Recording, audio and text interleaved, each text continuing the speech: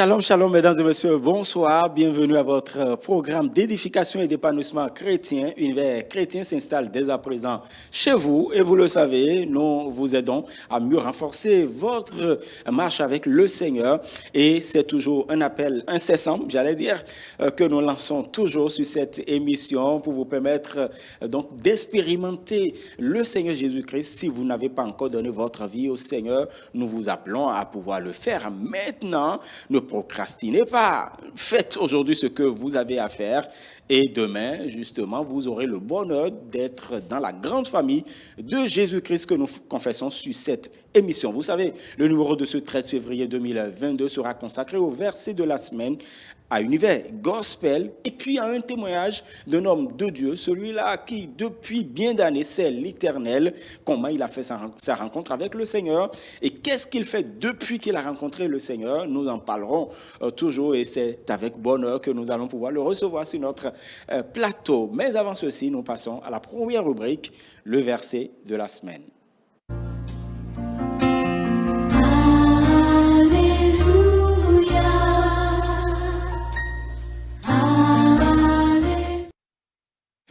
Et le verset de la semaine se trouve dans le livre des Lamentations de Jérémie, le chapitre 3, le verset 22.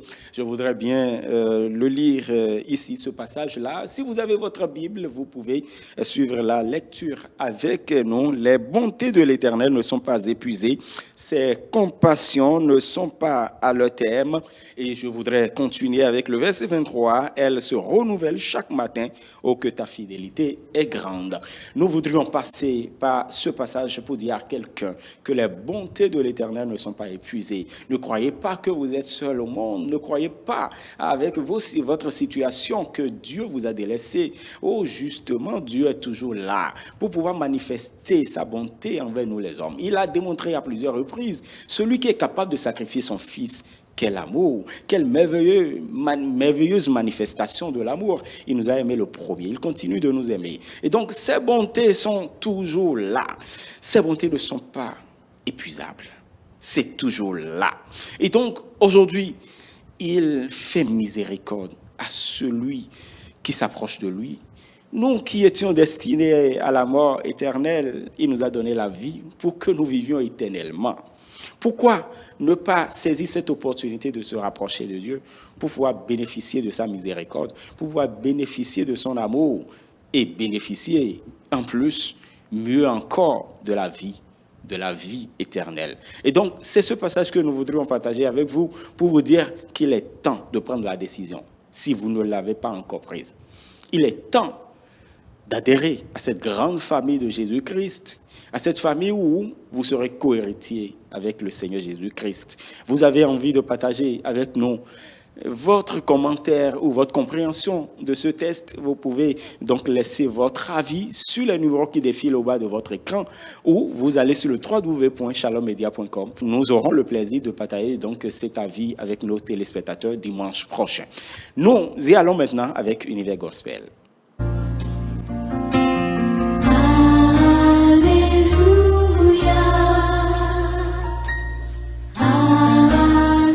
Celle-là que je voudrais vous présenter, grâce à Shalom Media, grâce à Univers Chrétien, nous voudrions vous présenter ses œuvres, ses bonnes œuvres, puisqu'elle a choisi de servir l'Éternel à travers le ministère d'adoration et de louange. Il s'agit de King David, docteur. Donc, vous savez, c'est en anglais, c'est la fille.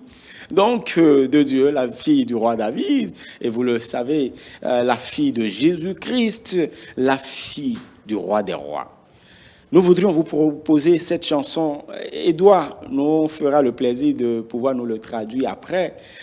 Cette chanson a pour nom Bongoye. J'espère que je prononce bien. C'est en minant. Et on voudrait passer par ce privilège, par cette aubaine, pour saluer tous ceux-là qui nous suivent depuis le Togo. Nous pensons d'ailleurs au pasteur Avla, qui est bien évidemment un téléspectateur fidèle de cette émission. Bongoye, c'est maintenant.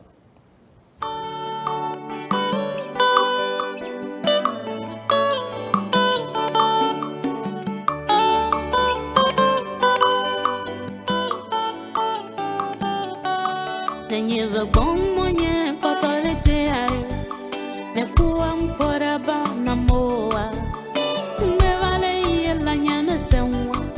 Alo doba jimulele bonde. Awo atanye. Munji beklanye banono situ. Awo yesunye. Munji beklanye banono gogo. Nevale yemede oziono. Okando jibe nyema yinka wola. Nevale yede okonamse. Osobe na tonye ya vomvola. Ah, megbito. O menye seke domu wale yo. O agbito. O menye seke domu wale yo. Menye vekong monye kotole te ari. Ne kuwa mpora ba na moa. Ne vale ye la nyame sewa. Alo doba jimulele bonde. Awo atanye. Munji beklanye banono situ. Awo yesunye. Munji beklanye banono gogo. Nemunji be mawada aponga. Betala be awonye mapoga. Nemunji be mawanu apositwa. Betala be awonye mahoma jewa. Ah, megbeto. O menye seke domu wale yo. O agbeto. O menye seke domu wale yo. Munjo tapa munrata betonam. Eden penang le hame obe unka. Awo atanye. Munje beklanye banono gogo. Awo yesunye. Munji beklanye banono situ. Yata me gumbonye patole te are. Nyakuwa mpora ba na moa. Me vale ye la nyame sewa. Alo doba jimulele bonde. Awo atanye. Munji beklanye banono gogo. Awo yesunye. Munji beklanye banono situ.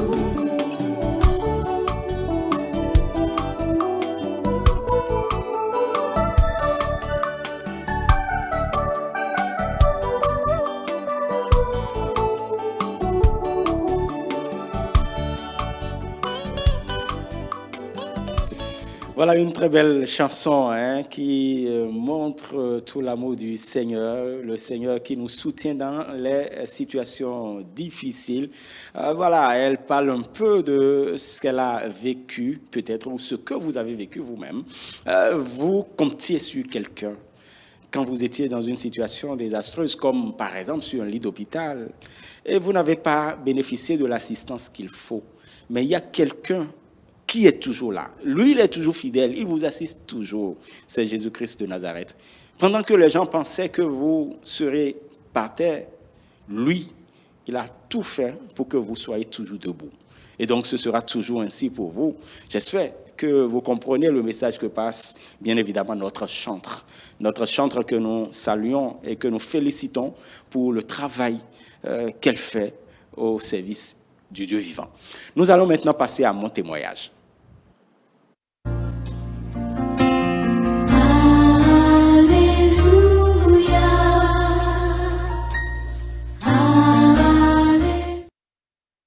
Voilà, mon témoignage, j'ai l'honneur de vous présenter l'homme de Dieu, celui qui nous fait honneur parce qu'il a sacrifié de son temps. Il a sacrifié ses occupations et préoccupations pour nous, puisqu'il est avec nous sur ce plateau. Et déjà, je voudrais vous le présenter et lui souhaiter la bienvenue par ici. Shalom, homme de Dieu. Merci Romuald, comment vous allez? Ça va bien chez vous? C'est un honneur pour moi de venir sur ce plateau. Je pense que c'était tout mon devoir de venir ici vous soutenir. Merci beaucoup. J'aurais dû le faire il y a un bon moment. Tout à fait. Mais le les temps circonstances ne l'ont pas toujours permis. Tout à fait. Et je suis là ce soir et je suis content d'être là. Voilà, moi je suis content, toute l'équipe de Shalom Media est bien contente, très ravie de vous recevoir. Si vous devriez vous présenter à nos téléspectateurs, que diriez-vous? Bon, je réponds à l'état civil de Dieudonné Tegbogbarou, ou bien plus précisément, c'est Mako Dieudonné Tegbogbarou. Voilà. Voilà mon nom. Et je suis pasteur. Et actuellement en charge d'une église, Foursquare à Bomekalavi, précisément au village universitaire de Zogbadje. Voilà, village des étudiants. Donc, quand on parle de village universitaire, c'est le village où vous retrouvez majoritairement des étudiants. Nous parlerons de votre ministère, mais en attendant, parlez-nous un peu de votre rencontre avec le Seigneur. Voilà, le pasteur Dieudonné Degbogba. Comment il a rencontré le Seigneur? C'est l'unique question que nous nous posions, justement, et nous vous la posons maintenant. Et vous savez, il y a des choses dans la vie qu'on n'oublie pas. Il y a des choses dans la vie qui vous marquent et qui font que vous vous attachez davantage au Seigneur. Et j'ai grandi dans une famille chrétienne. Mes parents étaient dans la foi. Bon, je vais dire, au départ, nous n'étions pas dans la foi, mais vers la fin des années 80, début 90, le Seigneur a fait grâce par la guérison, une guérison de mon père et guérison miraculeuse de mon père. Nous avons donné notre vie à Jésus. La famille a commencé à aller à l'église. Justement, parlez-nous de cette guérison miraculeuse. Quelqu'un attend une guérison miraculeuse, peut-être que ça pourrait l'édifier. Ah oui, mon père, il est enseignant, il est professeur de collège et il avait un mal à la main droite, je crois. Et il était difficile pour lui d'écrire au tableau. Il avait, à cause de cette maladie, il s'était beaucoup promené, mais il n'avait pas trouvé de satisfaction. Et voilà, un de ses élèves en classe, alors dans une classe de 4e, si mes souvenirs sont bons. Et cet élève-là, qui aujourd'hui aussi est un grand pasteur dans notre église, dans notre dénomination, l'église Foursquare. Et c'est lui qui a insisté. Et un jour, mon père s'est dit, bon, pourquoi ne pas essayer? Et c'est comme ça qu'il s'est déporté. L'église n'est pas si loin de l'établissement où mon père était alors. Je pense le CEG d'Avier. À Porte-Nouveau. À Porte-Nouveau. Donc, mon père s'est déplacé et puis, après la prière, il a senti un soulagement instantané. Wow. Instantané. Et il a dit, pourquoi ne pas essayer ceci? Après avoir couru à gauche, à droite, et après avoir beaucoup fait, investi dans ce que vous savez, les marabouts, les féticheurs, à gauche, à droite. Mais finalement, le Seigneur lui a fait grâce et il a obtenu cette guérison-là. Bon, nous, les enfants, nous avons commencé par suivre naturellement. Tout à fait. Quand le papa trace une ligne, et très souvent, les enfants suivent. Je vous avoue que déjà, malgré que nous ne connaissions rien du Seigneur, c'était une délivrance. Parce qu'avant cela, bon, mon père était un peu sévère à la maison, Il est un peu sévère. Et sa conversion était comme une délivrance pour nous. Parce que la chicotte ne répondait plus à tout. Et on a senti qu'une douceur était née en lui. Et on a commencé. Et donc il y a eu des changements. Il y a eu beaucoup de changements. Je pense quelques semaines avant que nous en arrivions là, toujours à cause de ces problèmes, nous avons commencé à fréquenter un couvent de troncs. Nous avons été dans un couvent de troncs. La maison était une maison mitoyenne. Le prêtre était dans une maison mitoyenne à nous. Et nous avions commencé par aller là-bas. On nous conduisait là-bas et on tapait une pierre dans une pierre et puis ça criait. Nous, on entendait ça dans la maison, depuis la maison, mais on n'avait jamais vu ça. Donc, disons quelques semaines avant que ce miracle ne soit opéré, nous avions commencé par aller là-bas et c'était encore un fardeau. C'était encore un fardeau pour nous, un fardeau pour la famille. Et donc, tout cela explique notre joie, notre bonheur, lorsque notre père s'est brusquement détourné de ça et a commencé par dire « allons à l'église, allons à l'église, allons à l'église ». Et puis, c'était avec beaucoup de joie qu'on allait alors à l'église. Et donc, vous avez commencé par aller à l'église? On a commencé par aller à l'église. Grâce à ce miracle-là? Oui, grâce à ce miracle-là. Et aussitôt, bon, moi, je n'étais pas encore chrétien. J'étais un suiveur, naturellement. Tout à fait. Et même si on jouissait, on avait les bénéfices de cette nouvelle orientation familiale. Eh bien, les problèmes ont commencé dans le quartier. Et des soulèvements à gauche, à droite, parce que notre père a pris une orientation. D'abord, nous étions catholiques. Nous fréquentions l'église catholique. Et malgré cela, nous étions dans les carrefours à minuit pour nous laver. Nous étions à gauche, à droite. Il y avait un syncrétisme qui ne disait pas son nom. Les scarifications à gauche, les boconos qui venaient à la maison pour sacrifier la nuit profonde, le sang des poulets qu'on inoculait, on répandait sur nous, juste parce que nous cherchions Le salut. Un salut. Cherchons le salut. Le dimanche, on devait aller à l'église catholique, on devait aller le samedi aller au catéchisme, mais malgré ça, c'était ce qu'on faisait. Jusqu'au moment où, je vous avais dit, mon père était séminariste aussi. Ok. Donc, il a été séminariste avant que la pression des parents l'empêche de poursuivre sur ce sentier-là, selon ce que nous avons appris des grands-parents. Donc, bref, par la grâce de Dieu, nous avons commencé. Mais maintenant, par rapport à moi-même, quand est-ce que j'ai fait ma rencontre personnelle avec le Seigneur, je pense que ça devrait être en 93-94, pendant les vacances de 93-94. J'étais alors en classe de 5e, si mes souvenirs sont bons. Et il faut avouer que, à cause de l'enfance difficile, parce que j'ai eu une enfance difficile, je vais dire, d'abord à cause de la maladie, et aussi parce que je me dis, je n'étais pas si bien compris dans la maison, et j'étais revenu rejoindre mes parents pendant qu'ils étaient déjà là, avant que moi je ne revienne, je ne quitte chez ma maman pour rejoindre la maison paternelle. Donc j'étais un peu mal incompris, c'est-à-dire je me sentais un peu mis à part. Tout à fait. Et ça m'avait poussé à me raccrocher aux livres. Donc j'étais tout le temps dans les livres, c'était mon refuge. Hein? Quand vous ne me voyez pas aller me chercher dans les bibliothèques, dans une bibliothèque quelque part. Donc les livres étaient devenus, c'était ma façon de vivre autrement ma vie. Et pendant ces vacances que je décrivais tout à l'heure, entre 94, les vacances de 94, je crois, j'ai découvert la Bible. Je manquais de quoi lire. Je manquais de quoi lire. Et puis, j'ai trouvé une Bible au salon là, et je l'ai pris. Je n'avais jamais lu la Bible auparavant. J'entendais lire la Bible. On allait à l'église. Mais je n'avais, moi-même, personnellement, je ne m'étais jamais approché de la Bible pour la lire. J'ai pris cette Bible-là que j'ai carrément dissimulée, pour que le propriétaire ne vienne pas. Parce que dès que j'ai commencé... Parce que c'était pour quelqu'un d'autre. Oui, c'était pas ma Bible. C'était la Bible, je crois que c'était pour notre maman. Et quand j'ai commencé par lire, c'était une surprise pour moi. Et je lisais, et c'est comme si elle me parlait.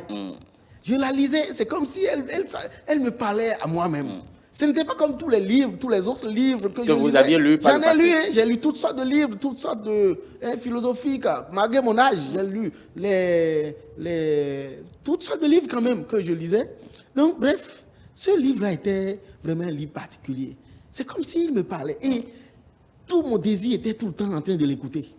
D'être en train de l'écouter. Donc, au lieu d'aller à la bibliothèque maintenant, je me cachais. Pour lire la Bible. Je me cachais. Je pouvais aller dans la brousse pour aller la lire. La nuit profonde, plusieurs fois, mon père est venu me surprendre en train de lire à des heures indues. Et naturellement, pourquoi est-ce que tu as laissé la lumière encore allumée jusqu'à cette heure-là? Bon, ça devait être un problème. Mais rapidement, il ne savait pas que j'étais en train de discuter avec le Seigneur, que c'était le Seigneur qui me parlait. Et je crois que c'est dans la foulée que je me suis retrouvé en train de prier avec cette intensité-là, jusqu'à ce que j'ai connu le baptême du Saint-Esprit. Et donc, il y avait cette soif-là qui... Sans l'intervention d'aucun ministre, d'aucun pasteur, de personne. J'ai fait la rencontre avec le Seigneur personnellement, très, très personnellement. Voilà. Wow. Donc, depuis ce temps-là... à base de la lecture de la Bible, on peut rencontrer personnellement. Naturellement, je pense... ne dites pas que j'y vais, je suis trop... je décline trop vers moi-même. Mais je vous dis, je pense que c'est la meilleure manière de rencontrer le Seigneur dans la parole de Dieu.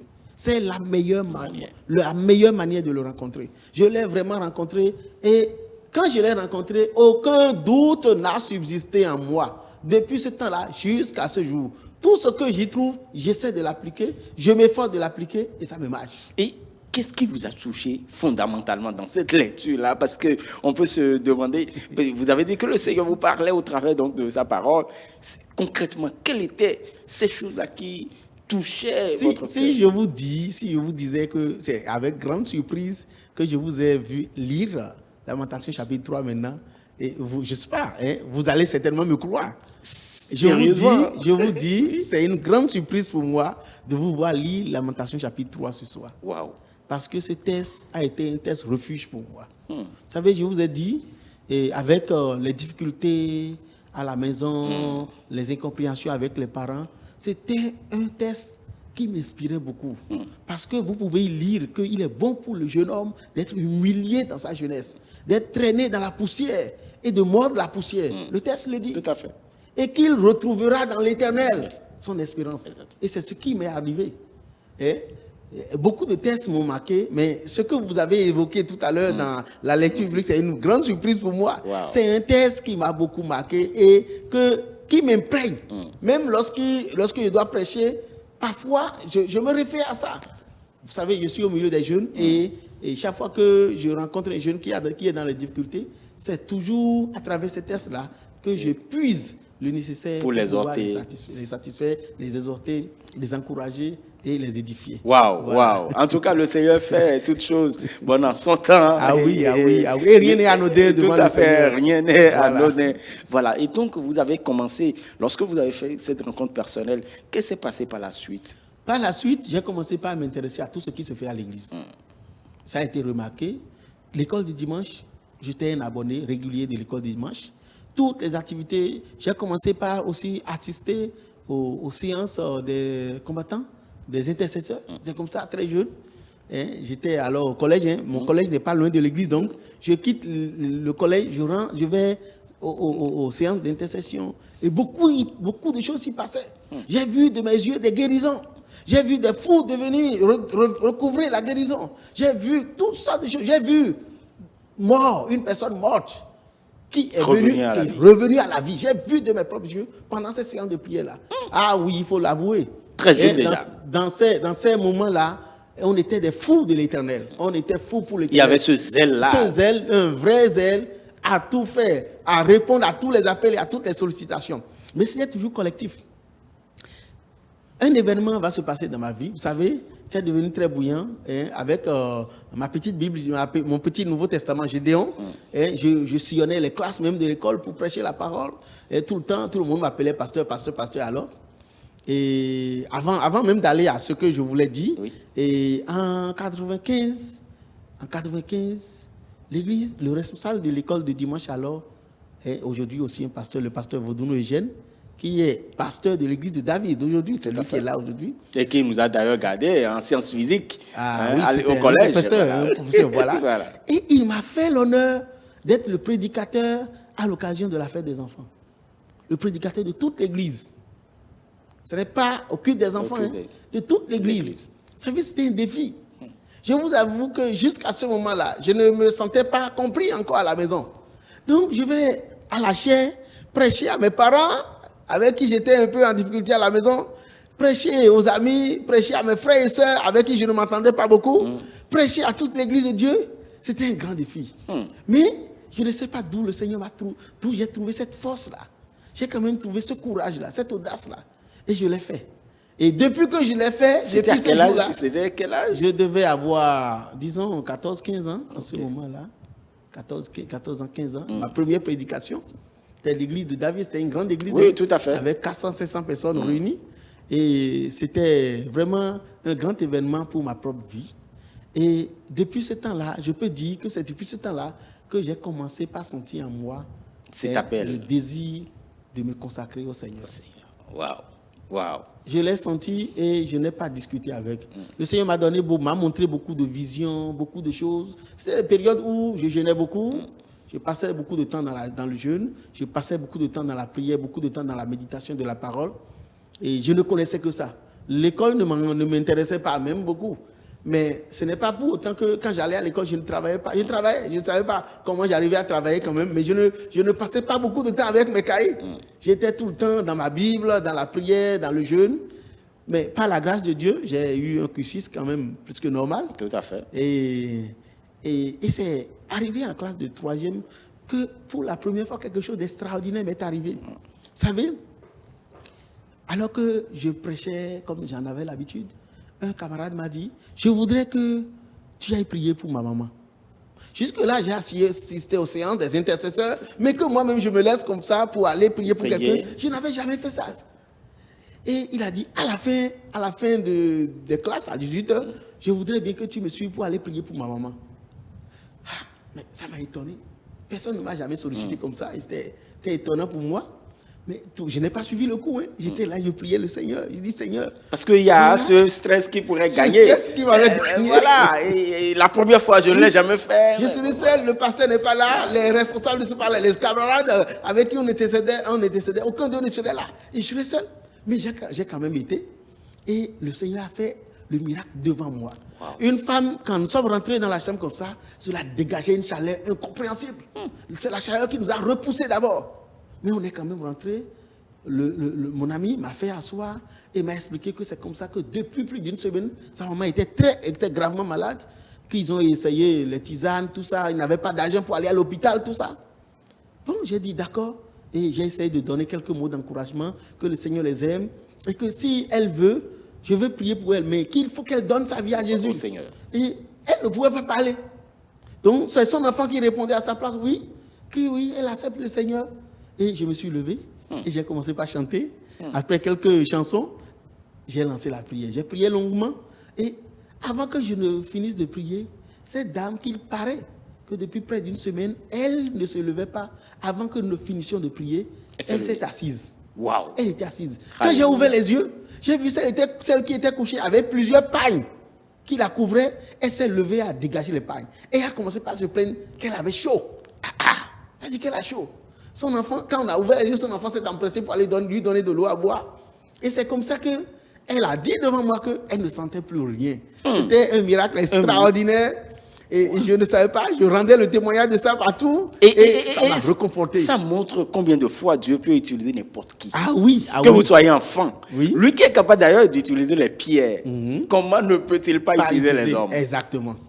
Donc, c'est comme ça que... Donc, le premier miracle opéré par votre Je n'ai pas bière. oublié, c'était mon premier miracle que le Seigneur m'a gratifié de ce miracle-là. Vous savez, quand vous prêchez la parole et qu'il le fait suivre par les signes, ainsi qu'il a dit, ça réconforte. Tout à fait. Et ça augmente notre confiance en lui. Nous avons davantage confiance en notre Seigneur. Wow. Donc, voilà un peu. Et puis après, beaucoup d'autres se sont passés. Un autre encore, ou une sœur qui avait perdu les yeux, elle était dans l'établissement.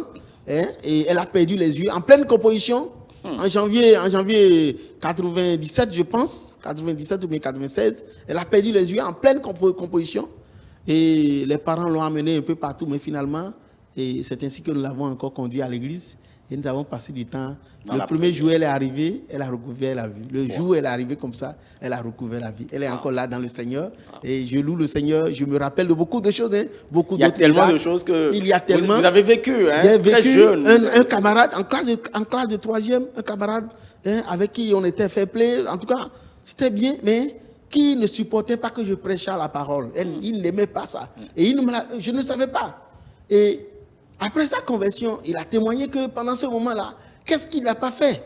Il a mis des choses dans le pâté que nous avons mis, les pains gâtés que nous avons pris là, pour empoisonner. Mais je mangeais, je consommais toutes ces choses-là et rien ne m'était arrivé. Wow. La main du Seigneur était sur nous.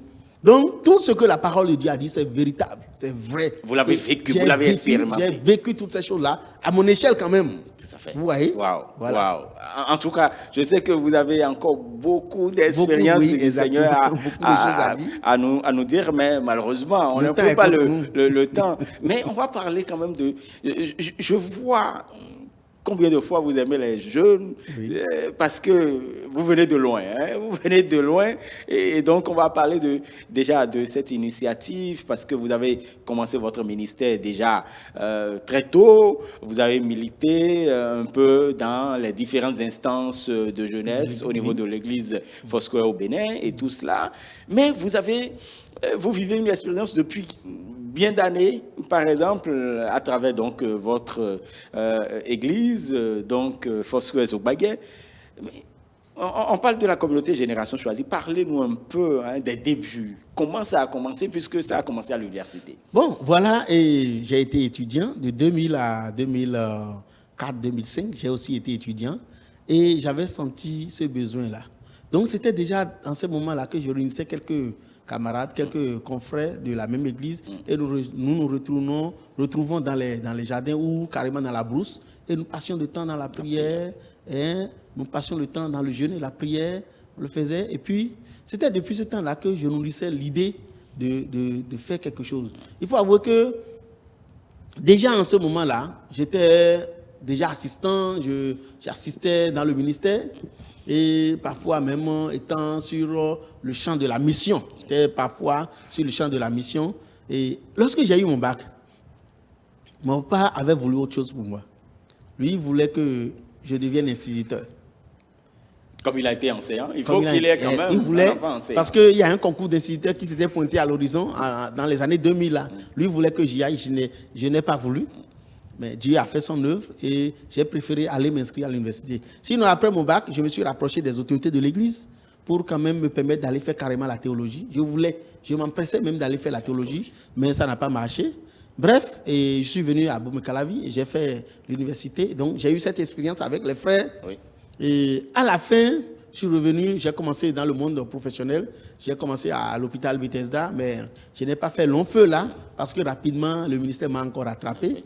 Et la dénomination m'a fait appel quand même pour la servir entièrement, c'est-à-dire à plein temps. Oui. Et c'est comme ça que je suis devenu secrétaire administratif au niveau de l'Église. J'y ai resté de 2006 jusqu'en 2013.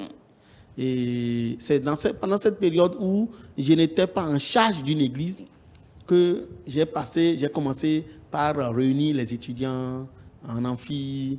En tout cas, pendant l'année académique, on se réunissait et on partageait beaucoup la parole de Dieu. C'était plus des séances d'études bibliques que des églises. Oui. Donc, c'est depuis ce temps-là, depuis 2008, je pense, que nous avons commencé cette aventure.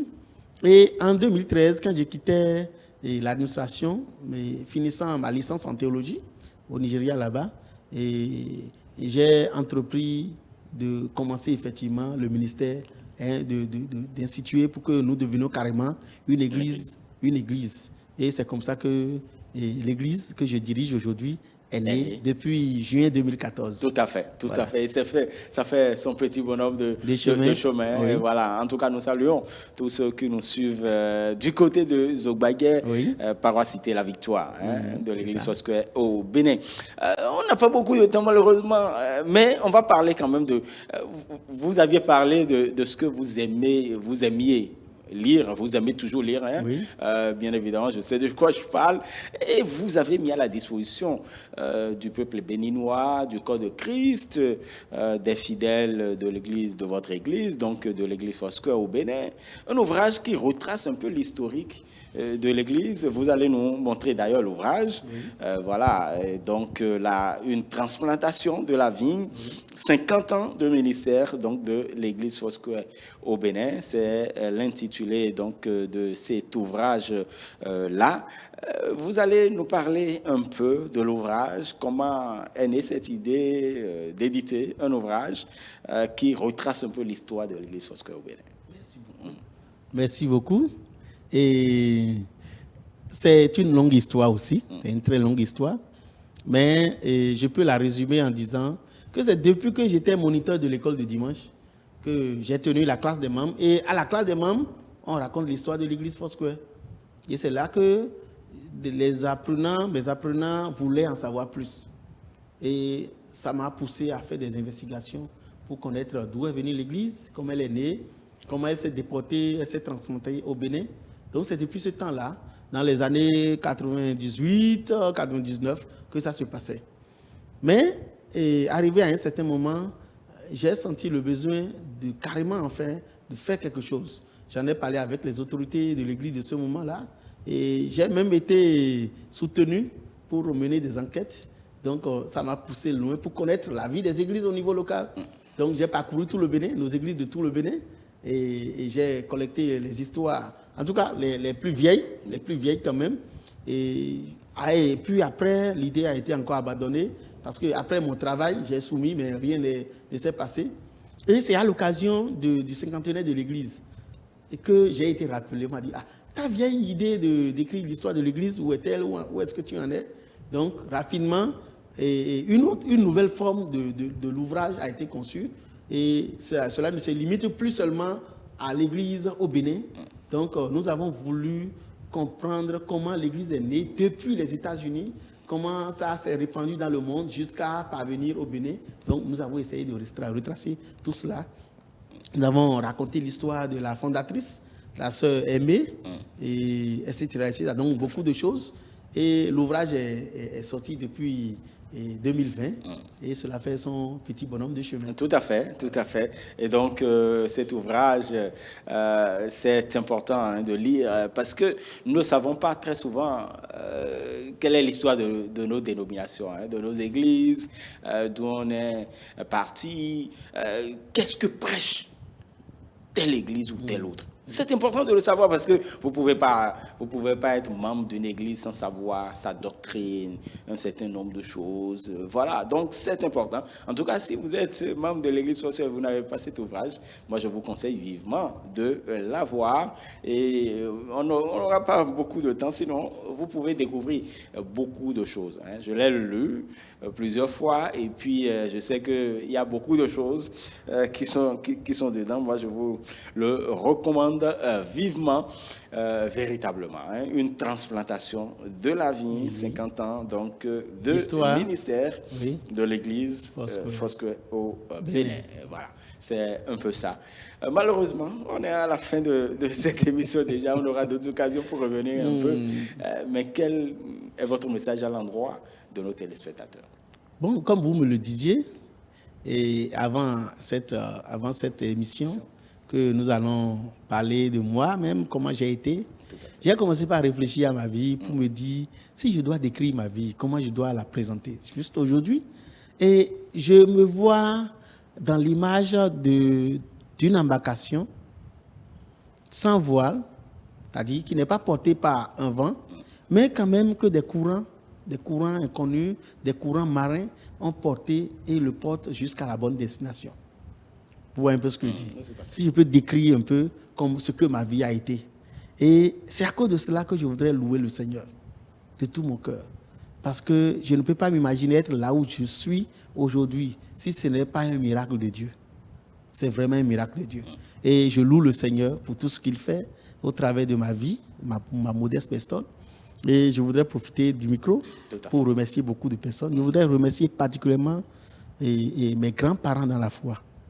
Le révérend Dewan Christophe et son épouse. Qui est d'ailleurs le premier président de l'église Foursquare. Exactement. Et ils ont été et ils continuent d'être beaucoup de choses pour moi. Je voudrais remercier aussi les autres. Je voudrais remercier le pasteur Gaston Viadinou. Et c'est grâce à lui que ma famille, c'est lui que le Seigneur a utilisé pour ma famille. Et je voudrais remercier aussi tous les autres qui ont été sur mon parcours. Je parlais tout à l'heure du pasteur Vaudounou, Eugène. Et je voudrais remercier eux tous, je les remercie tous. Et le pasteur Atakpa, et lui aussi, il en a fait beaucoup. Et voilà des gens qui m'ont marqué pendant mon parcours et quand j'étais jeune dans la foi. Et aujourd'hui encore, je loue le Seigneur pour la vie de tout un chacun d'eux. Et je peux les rassurer qu'ils n'ont pas investi en vain. Ils ont fait quelque chose et ça a donné un produit que je suis aujourd'hui. Même si je ne suis pas Élie, je peux les rassurer que je suis parmi ces 7000 là que Dieu a gardés et pour vierge pour son œuvre. Alléluia. Avant de vous laisser partir, je voudrais que vous adressiez un message à l'endroit de ceux-là qui hésitent à donner leur vie au Seigneur. Bien ou aimé. Qui trouvent que ce n'est pas important de le faire. Je voudrais dire à tous nos compatriotes béninois, africains et du monde entier, je voudrais vous dire, Dieu qui a créé ce monde, c'est lui qui vous a créé aussi. Et il ne vous a pas créé pour rien. Vous n'êtes pas là par hasard. Vous êtes là parce que Dieu a un but précis pour vous. Ce but-là, vous ne pouvez pas l'atteindre si vous ne vous accrochez pas à lui, si vous ne retournez pas à lui. Retournez au Seigneur aujourd'hui, recherchez-le, retrouvez-le et essayez de vivre la vie qu'il essaie de vous demander de vivre, qu'il demande à tout un chacun de nous de vivre cette vie au travers de son Fils Jésus-Christ. Le Seigneur nous a dit que ce qu'il désire, c'est que nous soyons semblables à son Fils. Et c'est ce qu'il y a de mieux sur cette terre. Je vous dis, en Christ, il y a tout. Nous n'avons pas le temps de tout dire. Moi-même qui suis devant vous, je suis un miraculeux. Je suis vraiment, si je devais tout dire, nous n'avons pas eu le temps de dire tout. Bien aimé, je vous le dis, le Seigneur est bon. Le Seigneur est fidèle. Le Seigneur est extraordinaire. Tout ce que vous recherchez, tout ce derrière quoi vous courez, le Seigneur peut vous le garantir. Je voudrais vous dire, avec le Seigneur, il n'y a pas la peur, il n'y a pas la crainte. Dieu est fidèle. Dieu est fidèle. Bien-aimé, Dieu est fidèle. Merci. Très bien. Merci beaucoup, cher pasteur Dieudonné Degoubaron. En tout cas, c'est un plaisir pour nous d'avoir partagé ce moment avec vous. J'espère que nous aurons d'autres occasions parce que nous, on n'a pas tout dit quand même. Hein? Ah oui. On n'a pas tout dit. Chers amis téléspectateurs, j'espère que vous avez pris du plaisir à nous tenir accompagnés. Nous allons nous retrouver dimanche prochain si Jésus-Christ de Nazareth ne revenait pas. Mais nous vous laissons avec la joie débordante et la paix du Seigneur. Shalom, shalom et à dimanche prochain.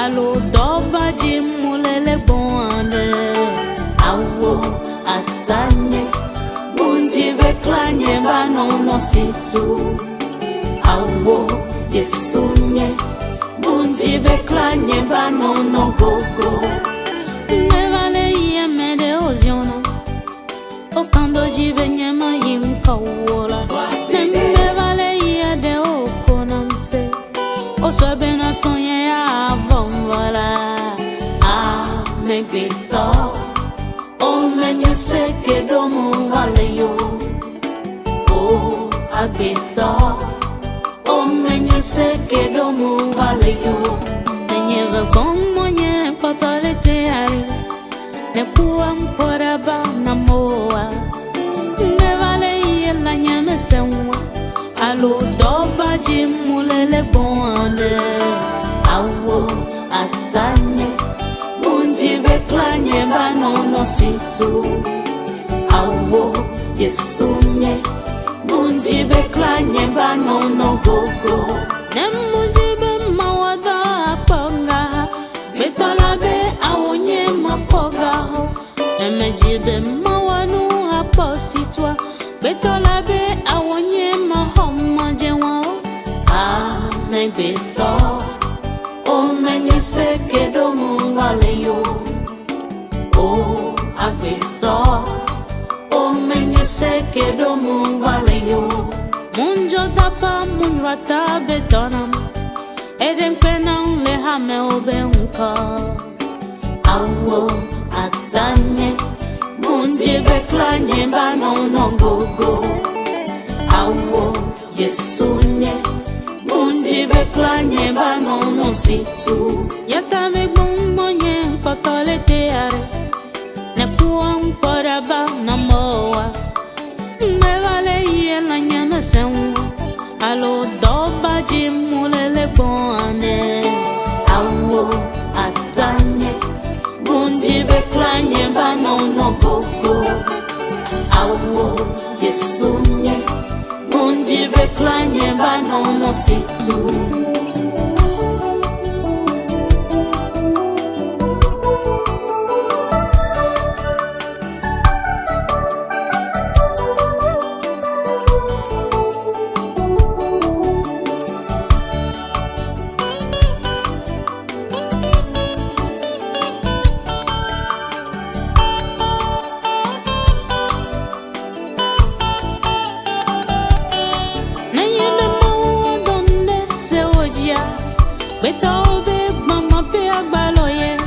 Nenyeve maua donde agbe ojia Beta obe gbangma pe agbaloye Adobera Akando mauji hola we Jodobera Akando mauji hola we